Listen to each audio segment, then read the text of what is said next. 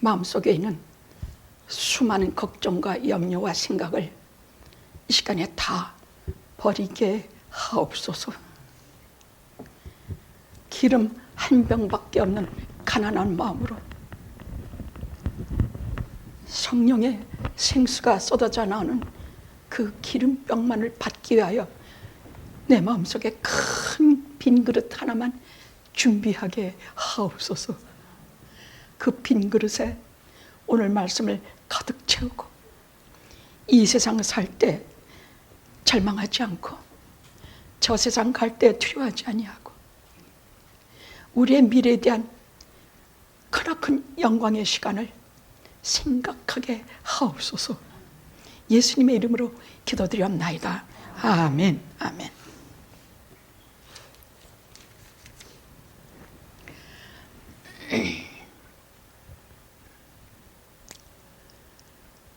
오늘은 무슨 말씀인가 하면 성경에 나오는 가장 위대한 말씀 중에 하나인 고린도전서 15장 부활장입니다.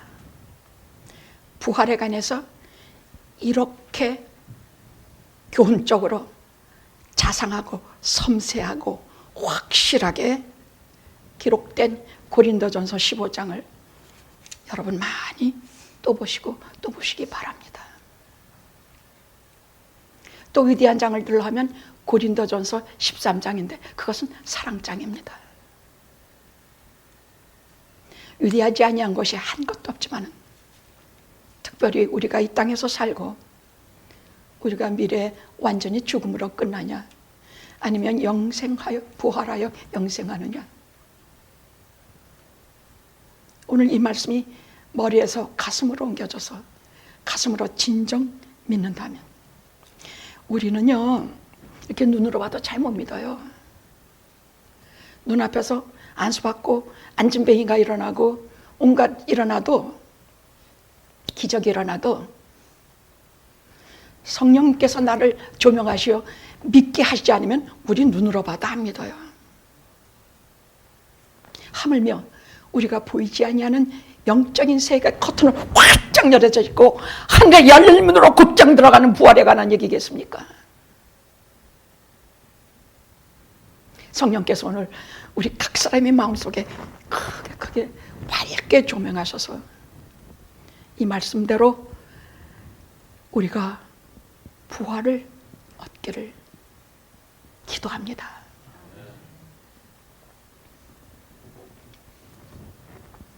부활은 진리 가운데서도 가장 핵심적인 진리입니다.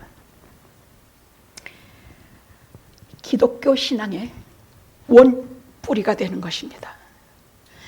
모든 인류의 생명이 저 몇천 년 전에 저 몇천 년 언제 오실지 모르지만 인류의 모든 생명이 예수 그리스도의 부활에 존속되어 있는 것입니다.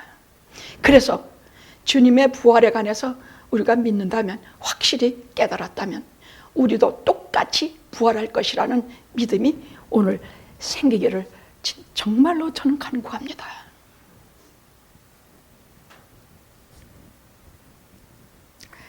자, 오늘은 세 가지로 하겠습니다. 이 15장을 강해를 하자면 몇 날 며칠이 걸릴 것이니까 이 짧은 시간 안에 우리에게 극도로 필요로 하는 것 세 가지만 추려서 여러분에게 말씀드리려고 합니다. 첫째는 12절에 나옵니다. 15장 12절에 나옵니다. 부활이 없다면 너희 중에 고린도 교인 중에 영학 교인 중에 아니면 다른 교인 중에 예수 믿는 사람 중에 부활이 없다 하나 어리석도다. 부활이 없으면 어떤 일이 일어나느냐. 두 번째 설교할 말씀은 그럼 어떻게 우리가 다시 사는가? 아니 저 죽어서 시체가 썩어서 저 장사 지내는 거 다 봤는데 어떻게 다시 사는가? 세 번째, 자 어떤 몸으로 이건 고린도 교인들이 하나같이 사도 바울과 논쟁했던 문제들이에요. 어떤 몸으로 와?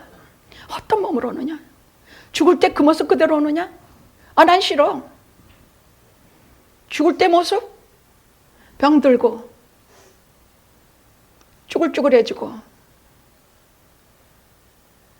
저는 지난주 한 반은 자리 아예 누워서 아예 일어나도 안 났는데 뭐 아주 안 일어났다는 말은 아니고 그냥 진짜 너무너무 몸이 피곤해서 주일날 지나면은 반 그냥 꼼짝도 못 하는데 지난주는 더 했습니다. 그런데 이번 주는 4월 둘째 주일이죠, 오늘. 둘째 주일은 그냥 부활 한두 번으로 부활절 설교나 하고 넘어가면 안 되겠다. 주님의 부활과 우리가 무슨 연관이 있느냐?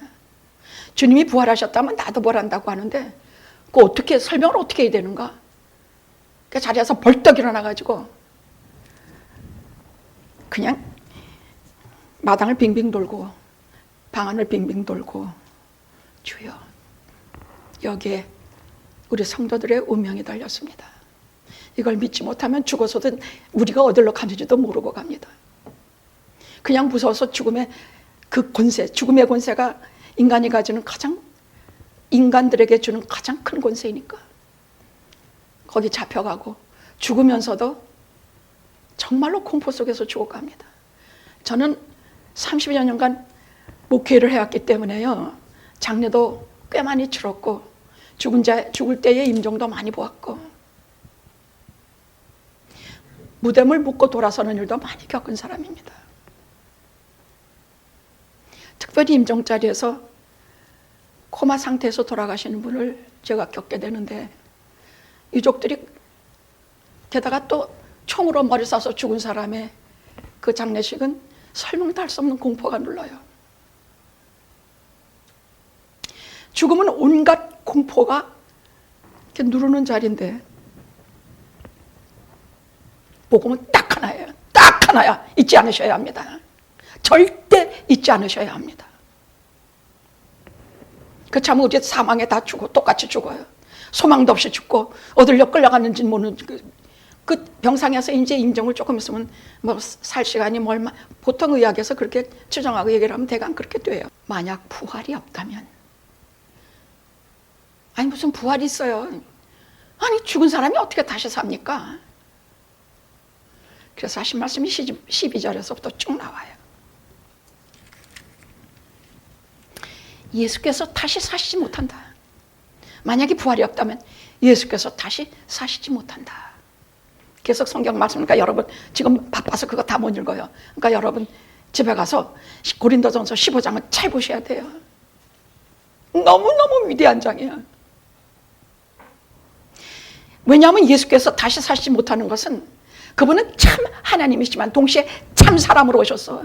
우리처럼 배고프고 우리처럼 아프고 우리처럼 생명 끊어지고 죽고 우리처럼 똑같은 출생을 겪고 우리처럼 똑같이 성장하고 배고프시고 참 사람이 돼서 오셨기 때문에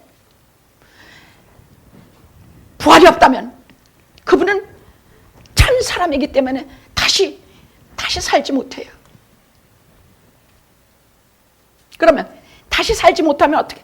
우리의 죄는 영원히 그대로 있어.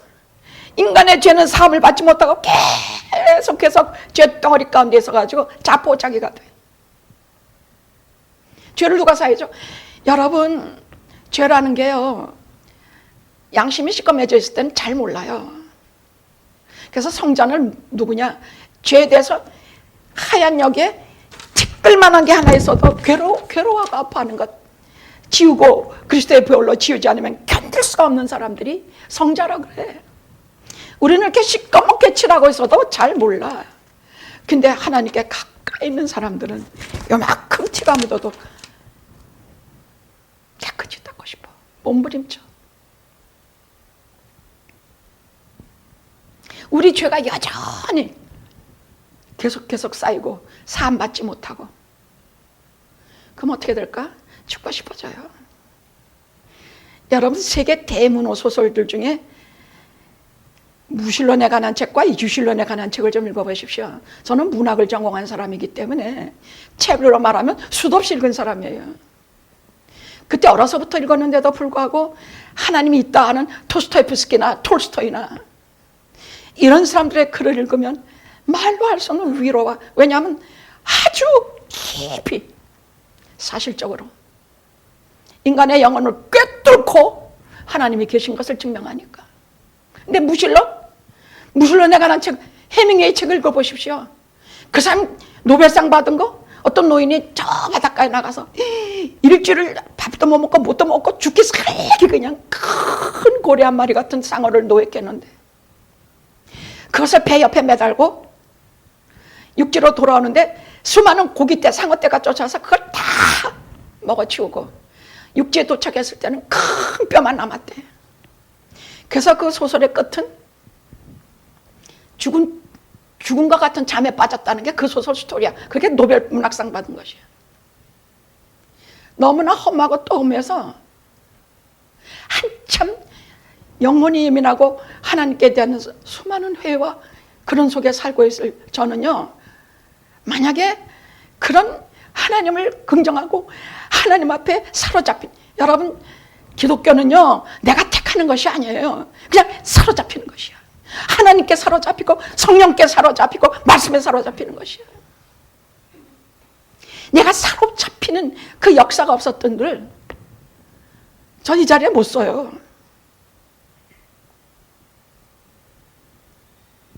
우리는 영원히 죄 속에서 일어날 수 없었을 거예요. 또 부활이 없는데 그럼 어떻게 돼? 우리가 죄사함도 못 받고 영원한 속에서, 어둠 속에 있으면 어떻게 돼? 아이 뭐 내일 죽는데 아무것도 없다. 먹고 마시고 즐기자. 그냥 오늘 먹고 마시고 나중에 죽자. 허무주의에 빠져요. 여러분 모든 도덕, 깨끗함 이런 것은 그 기본이 항상 영생과 내세가 깔려있기 때문이야. 우리가 좀 남의 거 뭐 조금 좀 예를 들어 마켓에 가면요, 아니 제가 홈끝에 가끔 가요. 근데 예를 들어 벌꿀을 담는 아주 예쁜 그릇이 하나 있어. 투명한 그릇이에요. 근데 거기에는 항상 이렇게 조그만 이렇게 주걱 같은 게 하나 꼭 꽂혀 있어요. 그럼 5 중에 3개는 그 숟가락이 없어요. 누가 훔쳐간 거예요. 그걸 가져가면서 내가 도둑놈이라는 생각하겠습니까? 만약 우리가 이 땅에서 조그만 것도 거짓말 안 하고 조그만 일에도 양심을 깨끗이 하려고 했으며 수많은 유혹과 수많은 탐심에서 우리가 이겨낼 수 있는 것은 딱 하나야. 이후에 하나님 앞에 하나님의 존존에 설 것을 생각하기 때문이야. 부활과 영생 때문이야. 나는 내세가 없으면 나도 도둑질 하겠어. 나도 거짓말 쉽게 할 것이야. 하나님이 안 계시면, 하나님이 만약 부활이 없다면, 다시 사는 것이 없다면, 이 땅으로 끝이라면 뭐가 문제야? 뭐가 문제야?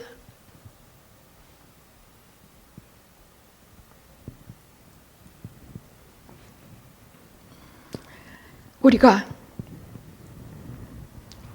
세상에 이렇게 만연한 타락과 악의 세력과 옳지 않은 것들이 판치는 속에서도 우리가 거기 빠지지 않고 말 그대로 하나님께서 주신 양심을 잘 지키고 하나님께서 말씀하신 여러 계명을 정말 생명 다하여 지키고 가고자 하는 까닭은 고린도 후서 1장에 뭐라 그러셨느냐?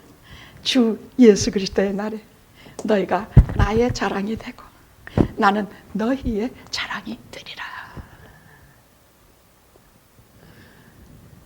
그때 이렇게 물어보셨으면 좋겠어. 야, 너희들이 단체로 하나님의 보좌에 하나님의 영광에 너희가 이르렀는데 대체 너희들은 다 어디서 온 사람들이냐? 성경 계시록에 보면 그런 말이 나와요. 너희들은 다 어디서 온 무리냐? 주여, 우리는 영화에서 왔나이다. 할렐루야. 그럼 얼마나 좋을까? 얼마나 좋을까? 꿈에도 가끔 그런 꿈을 꿔요. 저희는 단체로 영화에서 왔습니다. 너희들이 뭘 잘했는데 여기 온 줄 아느냐? 예, 막달라 마리아 같이 7 귀신 들렸다가 치유받고 죽기 살기 예수님 쫓아 여기까지 왔나이다. 저는 막달라 마리아에 대해서 참으로 은혜 많이 받은 사람이에요. 꿈에도 내가 뭐 잘나서, 내가 교회 잘 다녀서, 내가 뭘 잘해서 하나님의 존전에 천국에 온 줄 꿈에도 착각하지 마십시오. 우리는 기회만 있으면 거짓말하고, 기회만 있으면 도적질하고 싶고, 도적질하고 무슨 남의 물건 크게 훔쳐는 거 말하는 것도 아니야. 아직 허락받지 않은 남의 물건 요거 한 장 가져와도 도적질이야. 율법이 그렇게 말하고 있어. 그래서 예수 피의 공로로 여기에 다 올라왔나이다. 이렇게 고백하시면 됩니다. 그리스도 십자가의 보혈로 제가 여기에 섰나이다. 그런 사람 외에는 천국 문 패스 못해요. 절대로 못해요. 예수 그리스도의 십자가 공로에 의해서 제가 모든 죄 다 사함받고 제가 여기에 이르렀나이다. 나의 주, 나의 하나님, 나의 예수 그리스도시여. 그 끝까지 붙잡고 갈 거는 주님 십자가, 그리고 여기에 도착한 부활, 하나님의 그 은혜에는 아무것도, 부활이 없다면. 그리고 제가 다시 일어나서 오늘 설교를 힘있게 확증을 가지고 전하는 까닭은 우리는 아직 본향에 도착하지 않았어. 이것은 다 가정이야. 나그네와 같은 길이야. 우리가 진짜 도착할 종착지는 하나님의 나라, 내 본향이기 때문에 여기에서 어떤 일이 일어나도 이 세상의 모든 영광, 뭐 국회의원, 뭐 대통령, 다 풀의 영광 같아. 다 떨어지고 다 마르고 다 없어져. 그러나 하나님과 하나님의 말씀 영영하도다. 그래, 하나님의 영영하신 하나님의 말씀을 믿고 거기에 일비하지 말고 뭐 그러든지 빨든지. 그래, 저 하늘 가는 밝은 길이 우리 앞에 있으니 우리가 좀 속상한 일 많이 보고 그냥 내 눈에 오라되지 않은 거 많이 보고 또 날 보고 별소리 다 하고 뭐 하늘 가는 밝은 길이 내 앞에 있으니 별일을 다 보아도 나는 한 길만을 바라보고 가리라.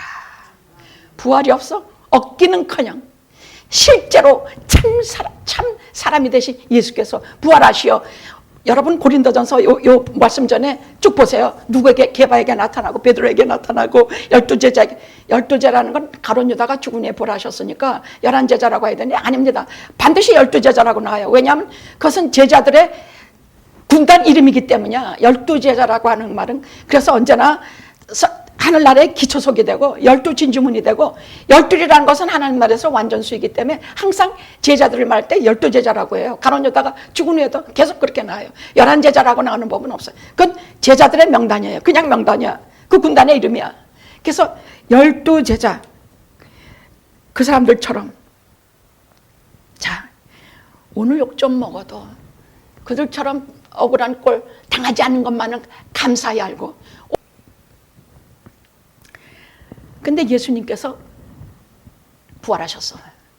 부활이 없다면 하는 것들에게 한 방 먹이면서 하는 소리가, 예수께서 부활하시어 게바에게 나타나고 500여에게 나타나고 누구에게, 여러분 쭉 고린도전서 15장 초반절에 보면 쭉 누구에게 나타나거나 목격자들을 쭉 얘기해요. 그리고 부활하셔서 어떻게 되셨느냐? 잠자는 자들의 첫 열매가 되었다. 이렇게 말씀하고 계세요. 여기서 잠잔다는 말은요, 죽었다고 같은 말이에요. 주님께서는 그러나 항상 죽었다. 나사로가 죽었다. 야이로의 딸이 죽었다. 이렇게 말씀 안 하셨어요. 잠잔다. 나사로가 잠들었다. 야이로의 딸이 잠들었다. 잠들었다고 말씀하셨어요. 항상 이 말이 얼마나 위로가 되는지 몰라. 사랑하는 자를 죽음에 뉘어놓고 이 말씀을 읽으면요, 가슴이 환희로 막 뜨거워져. 잠잔다. 그럼 잠자는 거? 왜? 깨어나기 때문에 잠잔다 말씀하셨어요. 비록 뇌가 멈추고 심장이 멈추고 호흡이 멈추고 완전히 우리네는 죽은 자의 몸이라 할지라도 거기에 영원한 생명이 살아있기 때문에 잠잔다 하셨어요. 아셨죠? 영원한 생명. 그건 지금 하나님 나라 가 있겠지.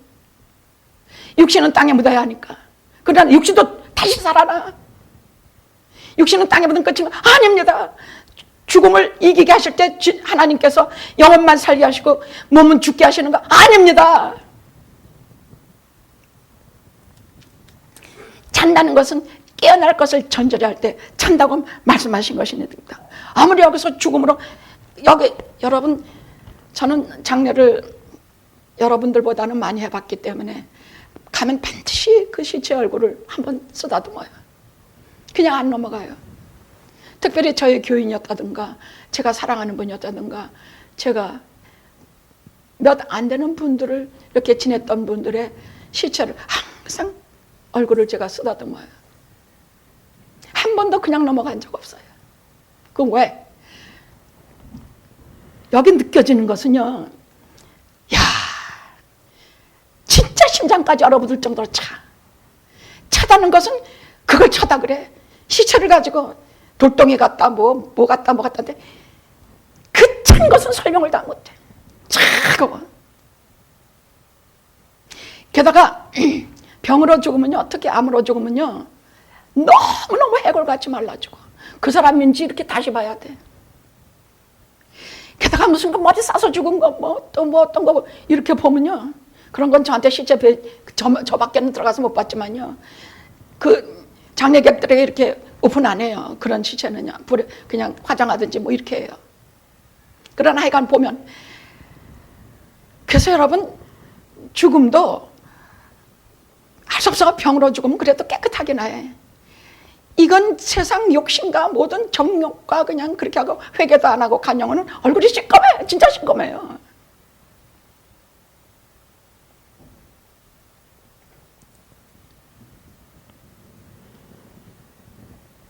그러나 시꺼먼 시체든 하얀 시체든 찬 시체든 주님께서 잔다 하셨어. 그리스도 안에 잠잔 자들은, 그리스도 안에서 죽은 자들은 다 영적 생명이 있기 때문에 잔다 하셨어요. 사도행전에 보면 아나니아 삽비라 같은 그 죄인들은 절대로 잔다 안 했어. 그들은 그냥 혼이 떠나니라 그렇게 돼 있어. 영이었기 때문이야. 하나님 주신 영. 우리는 영혼 육이 있어. 육은 여러분이 아실까 말할 거 없어. 혼은 우리 정신들이야. 정신이야. 영이라는 것은 하나님께서 친히 주시는 것이야. 이 영에 의해서만 하나님 말씀을 알아듣고, 이 영에 의해서만 하나님 나라에 가고, 이 영혼만이 하나님께서 이렇게 통하는 것이야. 그래서 성경에는 그냥 죽으면 혼이 떠나니라 그랬지 영이 떠나니라 되는 법은 없어. 그러나 스데반은 그 영이 잠자니라. 성경 잘 봐야 돼요. 잘 봐야 돼. 내가 죽었는데 혼이 떠나서 그냥 혼이 떠나니라 그러면 우리 예수 그리스도 안에 믿음으로 잠잔 자들이 아니야. 그건 죽어 있는 거야. 그냥 영원히 죽는 것이야. 근데 그리스도 안에 잠잔 자들은 영적 생, 아무리 차갑고 아무리 뭘로 죽었고 머리를 총 쏴 죽었고 막, 목사님 자살한 자도 천국에 갑니까?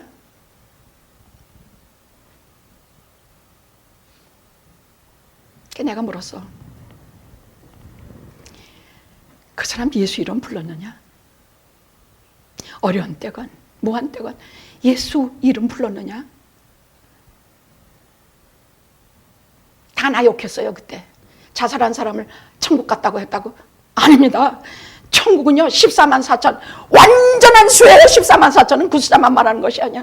우리가 알도 못하는 수많은 각 방언과 천국 백성이 14만 4천 4천 수억의 인구가 천국에 들어가는 것이야.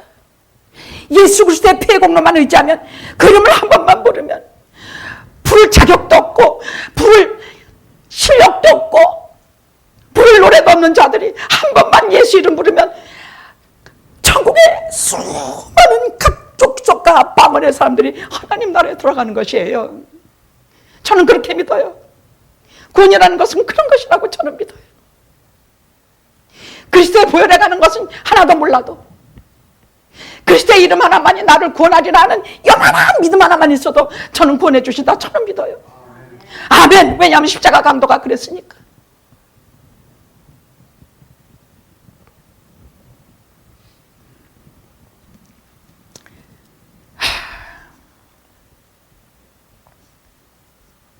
자, 그러면 잠자는 자들의 첫 열매가 됐기 때문에 우리가 예수 부활은 곧 나의 부활이다 하는 이유는 무엇이냐고요. 이거 꼭 알아둬야 돼요.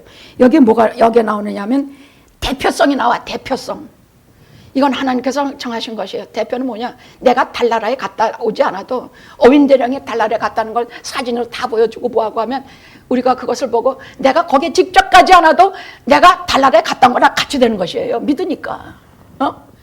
내가 죽음을 진짜 가보지는 못했지만 예수님이 죽음 전후까지 가셨다가 부활하셔 우리들에게 친히 눈앞에 나셔서 우리가 그것을 믿으면 예수 그리스도가 대표로 우리들의 첫 열매가 돼서 부활하셨다면 내가 줄줄이 거기 딸려서 내가 부활한다는 얘기예요. 여러분 고구마 캐본 적 있어요? 고구마 제일 큰 놈 하나 캐려고 고구마 거기다가 딱 들이밀었어. 그랬더니 고구마 큰 놈이 하나 나오면서 줄줄이 쫙 달려나와. 우리가 그렇게 달려나와. 그래서 그리스도께 속한 자들이 달려나온다. 여기 보면 여러분 무슨 말 23절에 보면요. 이제 그리스도께 죽은 자 가운데서 다시 살아 잠자는 자들의 첫 열매가 되셨도다. 그리고 뭐라 그러냐 23절에 여러분이 잘 깨달아야 돼요. 아담이 죄를 져서 그 다음부터 우리는 전부 다 아담의 대표성 때문에 우리도 다 죄인으로 태어나요. 근데 예수 그리스도가 우리에게 그 죄를 사여 주시고 예수 그리스도의 부활이 이래로 그리스도께 속한 자는 다 예수에 따라 우리가 다 같이 부활해요. 똑같이 부활해요. 이걸 대표성이에요. 근데 차례대로 여기 성경에 나오는 말씀에 차례대로가 있어. 그 차례대로는 누구? 예수께 딱 붙어있는 자가 먼저 나온다 그래서 차례대로. 제가 말했죠. 껌딱지같이 딱 붙어있어라. 절대 떨어지지 마라. 막달라 마리아가 저는 그래서 그렇게 저는 은혜가 되는 사람이에요. 누가 일곱 귀신 여자가 좋아요? 누가 창녀 같은 여자가 좋습니까? 예수님께 눈물로 막 발을 씻기고 향료를 붓고 그 철저히 주님께 눈물로 그 죄사함과 은혜를 감사할 때 옆에서 막 수근거렸어. 야 주님이라고 하면서 저 여자가 얼마나 죄인인지 주님 모르시나 보다. 너희들 500냥 빚진 자와 100냥 빚진 자 누가 더 감사하겠냐? 예, 500냥 빚진 자입니다. 죄 많은 자가 사랑을 많이 했기에 죄사함이 더 많고 크다 그러셨어요.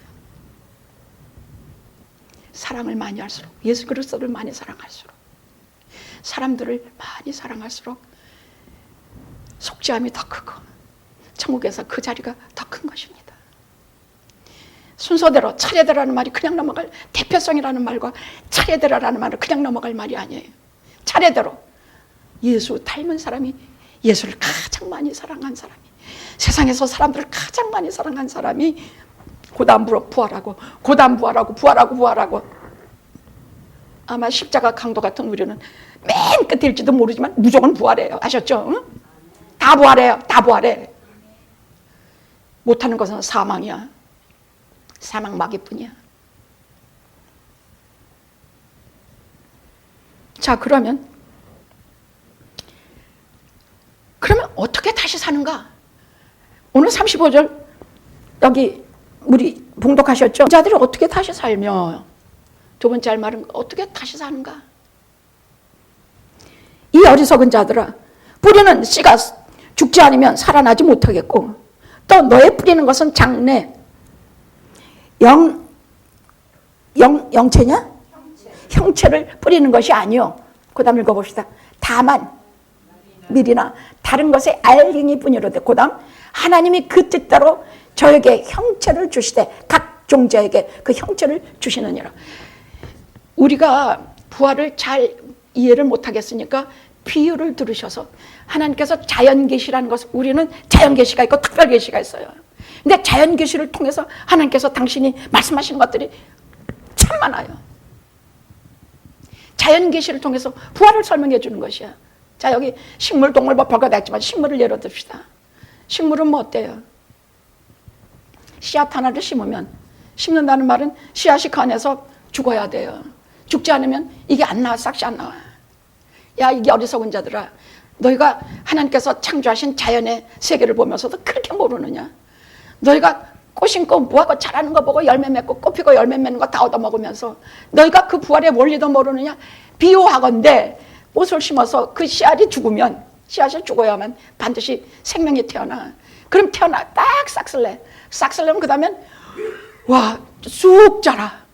쑥 자라서 쫙 꽃이 피고, 꽃이 피고 열매가 또 주렁주렁 열려요. 그 다음에 그걸로 끝이야? 그럼 죽죠. 그 다음에 다 열매 맺고 하면 그 다음 죽어. 근데 그걸로 끝이에요? 아니에요. 그 자리에서 또 우리가 모르는 사이에 씨들이 떨어져가 또 다시 살아나. 이런 자연 계시를 통해서 너희가 아직도 부활을 깨닫지 못하느냐? 자연은 괜히 계시하시느냐? 이 속에 동물을 보나 뭐를 보나 여기에 하나님께서 계시하신 수많은 일들이 있는 것 중에 부활이 가장 대표적인 것이다. 보자. 자, 씨를 심으면 싹이 나고 성장하고 꽃피고 열매 맺고 죽고 다시 산다. 이것이 부활의 이치와 같은데, 자, 이 같은 이치로 세상에서 자, 생명이 있어. 그래서 이 생명이, 자, 뭐 내가 어디서 나왔는지 모르지만 하여간 내가 이 세상에 생명이 있어서 있어. 그럼 내가 요만한 애기, 처음엔 정잔지, 난잔지 요만한 거였다가 그 다음에 그것이 세상에 태어나서, 우리 그 몰라. 우리 그 신비한 건 다 설명 못해. 태어나가지고 그 다음에 우유 아니고 몇 가지만 주면 그냥 쑥쑥쑥쑥 자라. 그 다음에 커가지고 뭐 그 다음 또 어떻게 돼가지고 내가 이제 생명 다하면 또 죽어. 그럼 죽는 게 끝이냐? 아니야. 이 세상에 죽는지만은 저 내세에서 다시 부활하고 소생해. 그러니까 인간은 절대로 죽음이 끝이 아니라는 얘기야. 여러분, 이게 무슨 말이냐? 우리 생명에는 4가지의 기막힌 신비가 있어요. 첫째는 그 씨앗들이 가지는 원체 정자난자가 가지는 그 생명이 어디서 오는지도 모르고 만들어내지도 못하고, 이 생명의 신비는 오직 하나님이 아시는 것이에요. 도대체 내 생명 어디 있어요? 여러분 생명 어디 있어요? 여러분이 지금 분명히 생명이 있는 존재인데, 여러분 생명 어디 있어요? 머리에 있어요? 목에 있어요? 심장에 있어요? 여러분 생명 다리에 있어요? 여러분 생명 어디 있어요? 어디 있습니까? 신비한 거예요. 심장? 생명? 심장이 생명이라고 그럴 수 있을까? 성경은 생명이 어디냐? 피에 있다고 말씀하고 계세요. 성경에선 생명이 피에 있다고 말해요. 피 흘림이 없은 즉 죄사함이 없느니라. 예수 그리스도의 피와 맞바꿀 정도로, 예수 그리스도의 생명을 지불할 정도로 우리의 죄가 무겁다는 얘기예요. 성경은 우리의 생명을 피에 대고 말해.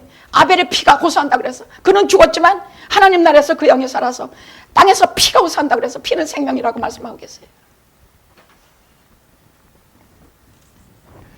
그러나 피 한 방울 만들어냅니까? 못 만들어내요. 하나님의 영역이야. 그 신비야. 생명은 신비예요. 그 다음에 또 신비가 성장의 비밀이야. 어떻게 자라? 누가 다리를 잡아 늘리는가? 누가 머리통을 크게 만드는가?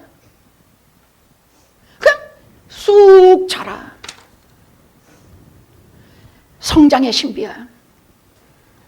꽃을 요만한 거 하나 심으면, 요만한 거 하나 심으면, 최성화 씨 요만한 거 하나 심으면 자라. 그냥 자라는 것뿐입니까? 수도 없이 많이 자라나. 그럼 그건 누가? 제가 해요? 하나님이 하세요. 그 다음에 또 뭐가 신비하냐? 죽는 것을, 아니 죽음의 신비야. 잘 자라다가 왜 죽냐고. 죽음은 도대체 어디서 와서? 도대체 죽음의 신비는 또 설명도 못해. 죽음은 신비한 것이야. 우리는 무조건 몰라서 두려워하지만은요, 죽음은 신비한 것이에요. 하나님께서 때가 되면 생명을 거둬가세요. 내가 죽고 싶어서 죽는 거 아니야. 때가 돼서 거둬가신 것이야. 그래서 사는 동안에 우리에게 생명도 많이 위임하셨어요. 그래서 몸을 잘 돌보고 음식도 잘 섭취하고 병나면 빨리 고치고 이렇게 하면 우리의 생명도 길게 해주세요. 생명 위임이지 생명 고난은 아니에요. 생명의 죽음의 신비예요. 끝으로 소생의 신비야. 그런데 우리 죽음이 끝이 아니야. 다 죽은 줄 알았는데 다시 산다고 오늘 부활을 분명히 말씀하고 계셔. 이 생과 내세지만은 분명히 살아. 무슨 말이냐? 이 네 가지의 신비는 우리의 죽음이 끝이 아니라는 얘기야. 다시 살고 다시 영생이 이어진다는 하나의 성경에서 말씀하시는 진리예요. 기독교의 진리야. 핵심이 되는 진리야. 자, 그러면 어떤 몸으로 다시 사는가? 어떤 몸으로? 그 고린도 교인들이 막 그랬어. 아니, 그럼 어떤 몸? 제 죽어서 시체가 썩었는데요. 아니, 언제 주님 오실지 모르지만 몇천 년 후에 오면 그 시체 처음에는 뭐 이렇게 뼈가 됐다고, 그다음에 흙이 되고 흙이 됐다고, 그렇게 되고 한 5천 년 후에는 그 진토라도 요만한 것, 먼지 하나라도 그 시체 조각을 찾을 수 있겠습니까? 우리 없습니다. 그럼 만년 후에 예수님이 만년 후에 오신다면 내가 이 땅에 살았는지 흔적조차 없을 것이야. 그럼 예수님이 언제 오실지 모르는데 우리가 어떤 몸으로 다시 부활하는데요. 어떻게는 제가 설명했죠. 그러니까 어떤 몸으로? 지금 우리가 그럼 낭낭 18세에 죽어야겠네요. 죽은 그때가 나이 많이 들고 병들고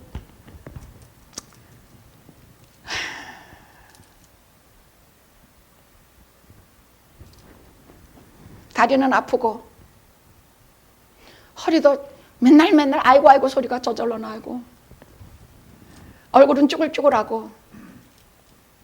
그럼 우리가 성령을 막 해가지고 최고민을 만들어서 죽어야 되겠네요. 그렇습니까? 아니요. 너무너무 중요한 말씀이 여기 나와요.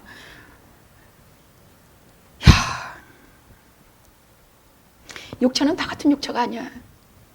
이 생에 살고 있는 이런 쭈글쭈글해지는 늙고 죽고 병드는 이 육체가 있고, 하나님 예수님이 부활하신 것처럼 신령한 육체가 있어.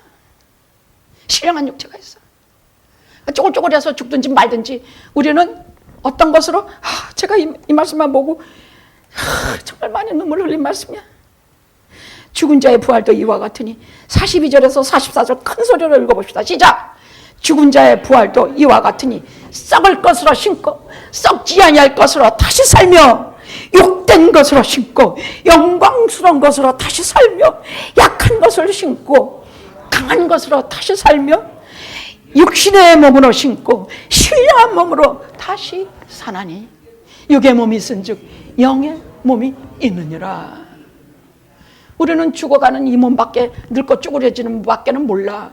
근데 하나님 나라의 신령한 몸으로라는 그 신령한 예수 그리스도의 부활의 몸은 우리가 몰라. 근데 이것은 우리가 겪어보지도 못한, 우리의 머리로는 상상할 수도 없는 정말 영광된 몸이야. 썩을 것으로 심어 썩으니까.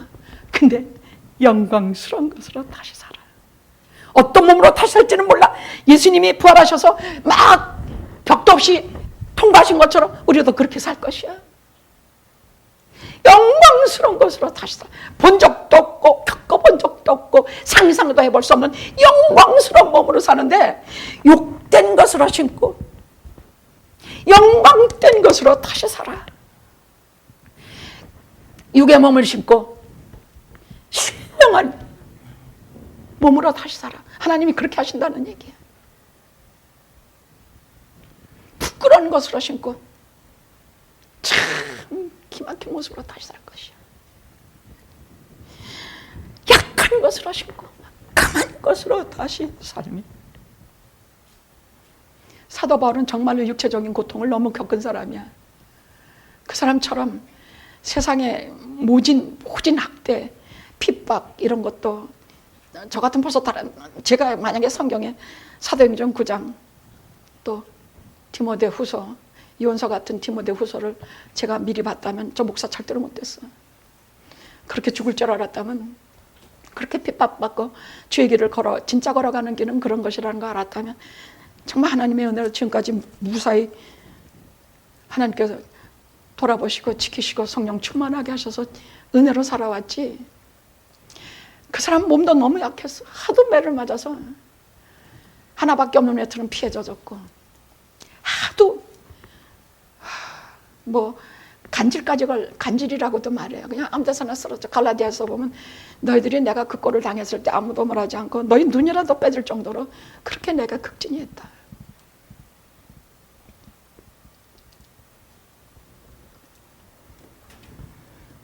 약한 것으로 신고 강한 것으로 다시 살고 죄 많고 욕된 몸을 신고 영광스러운 것으로 다시 살고 썩을 것을 신고 썩지 아니할 신령한 몸으로 이 육체를 신고 지끌과 같고 불과 같고 그 영광이 아무것도 아닌 이 모든 것을 신고 영광스러운 것으로 다시 살고 썩지 아니할 것으로 다시 살고 강한 것으로 다시 살고 육의 몸이 있은즉 신령한 몸이 있느니라. 사랑하는 분을 보낼 때 그 차가운 것만 봐서 이 몸에 육신만 있는 것이 아니라 영광스러운 그 욕된 것을 스스로 죽고 영광스러운 것으로 다시 살 것을 여러분이 믿으면서 뭐라 그랬느냐. 부활장 거의 마지막 절에 사망아 너의 쏘는 것이 어딨냐. 네가 이기는 게 뭐 있어. 이런 이김을 주시는 하나님께 주 예수 그리스도께 내가 감사하노라. 그리하여 한번 우리 58절 다 같이 해봅시다. 57, 58절 해봅시다. 시작. 우리 주 예수 그리스도로 말미암아 우리에게 이김을 주시는 하나님께 감사하노니 그러므로 내 사랑하는 형제들아 경고하여 흔들리지 말며 항상 주의 일에 턱 힘쓰는 자들이 되라. 이는 너희 수고가 주 안에서 헛된지 아는 줄 알미니라. 할렐루야. 마지막 천사장이 공중에서 나팔을 쫙 불어. 주님 재림하실 때 공중에서 나팔 소리와 함께 데살로니가 4장에 보십시오. 우리가 어떻게 부활이 되는가, 어느 순간에 부활이 되는가, 어느 순간에 변화하는가. 이 몸이 썩어질 몸이 어느 순간에, 여러분 천사장이 나팔을 확 불면 바다에 막 뿌려낸 그 뼈가루 수만 년 전에 죽어서 흔적도 찾아서 다 내놔줘. 예수 그리스도 앞에 내가 바다에 뿌려졌으니까 내 묘도 없다 슬퍼하지 말아요. 하나님 기록에, 생명록에 다 기록이 돼 있어. 세상은 기억 못하고 흔적도 없을지라도 하나님의 생명록엔 엄연히 우리의 이름이 기록이 돼 있어. 생명록이야. 그래서 천사장이 확 불 때 내주고 무덤에 잠자든 자 그게 언제 죽었든지 상관이 없어. 다 내줘서 공중에서 불러 올려줘. 주님 재림하실 때 불러 올려주면 그때 홀연히 변해. 거기서 변화해. 거기서 홀연히 죽은 자도 변화하고 산 자도 변화하고 거기서 홀연히 변화해. 그래서 하나님께 속한 자들은 주 예수 그리스도의 보혈에 붙어있는 자들은 다 하나님의 나라의 영생에 들어가고 그리스도께 붙어있지 않고 떨어져 있는 자, 말라빠진 가지 같은 자들 저 지옥으로, 음부로 떨어져요. 그러므로 양화여 흔들리지 말고 죽는다고 무서워하지 말고 사는 날 동안 죽도록 하나님의 일에 힘쓰십시오. 여러분의 수고는 절대로, 하나님 나라에 대한 수고는 절대로 헛된 것이 없습니다. 기도하시겠습니다.